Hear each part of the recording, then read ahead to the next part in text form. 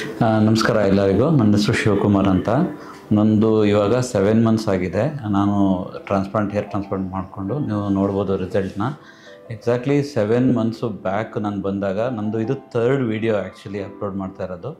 ನೀವು ನೋಡಿರ್ಬೋದು, first day 1 ಬಂದಾಗ ನಂದು ಹೇರ್ ಲಾಸ್ ಹೇಗಿತ್ತು, ನಾನು ಯಾಕೆ ಅವತಾರ್ ಲಕ್ಸನ್ನೇ ಚೂಸ್ ಮಾಡಿಕೊಂಡೆ ಅನ್ನೋದಕ್ಕೆ ನಾನು ತುಂಬ ವೀಡಿಯೋಸು ಮತ್ತು ಇವ್ರ ಬಗ್ಗೆ ಡೀಟೇಲ್ಸ್ ಎಲ್ಲ ತಿಳ್ಕೊಂಡಿದ್ದೀನಿ.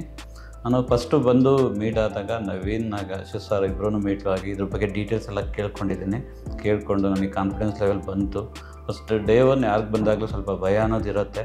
ಅದನ್ನೆಲ್ಲ ಫೇಸ್ ಮಾಡಿ ನಾನೀಗ ಟ್ರಾನ್ಸ್ಫರ್ ಮಾಡ್ಕೊಂಡಿರೋದು ನೋಡಿದ್ರೆ ನಿಮಗೆ ಖಂಡಿತ ರಿಸಲ್ಟ್ ಬಗ್ಗೆ ಇವಾಗ ಹೇಳ್ತಾ ಇದೆ. ನೀವು ಲಾಸ್ಟ್ 2 ವೀಡಿಯೋಸನ್ನು ನೋಡ್ಬೋದು, ಹೇಗಿತ್ತು, ಹೇಗೆ ಬಂದಿದೆ. ಈಗ 7 ಮಂತ್ ಆದಮೇಲೆ ನನ್ನ ರಿಸಲ್ಟ್ ಹೇಗಿದೆ ಅಂತ I am very happy about it.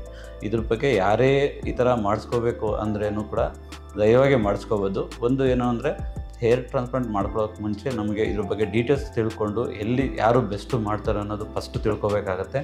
ಮತ್ತು ಸ್ಪೆಸಿಫೈಡ್ ಪ್ಲಾಸ್ಟಿಕ್ ಸರ್ಜನ್ ಇದ್ದ ಜಾಗದಲ್ಲಿ ಮಾಡಿಕೊಂಡ್ರೆ ತುಂಬ ಸೇಫ್ ಆಗುತ್ತೆ. ಯಾಕೆಂದರೆ ಇದ್ರ ಬಗ್ಗೆ ನಮಗೂ ಭಯ ಇದ್ದೇ ಇರುತ್ತೆ. ಎಲ್ಲೇ ಹೋದರೂ ಹೇಗೆ ಮಾಡಿಸ್ಕೊಂಡ್ರೆ ಹೇಗೆ ರಿಸಲ್ಟ್ ಬರುತ್ತೆ ಅನ್ನೋದಕ್ಕೆ ತುಂಬ ಭಯ ಪ್ರತಿಯೊಬ್ಬರಿಗೂ ಇದ್ದೇ ಇರುತ್ತೆ ಆ್ಯಕ್ಚುಲಾಗಿ.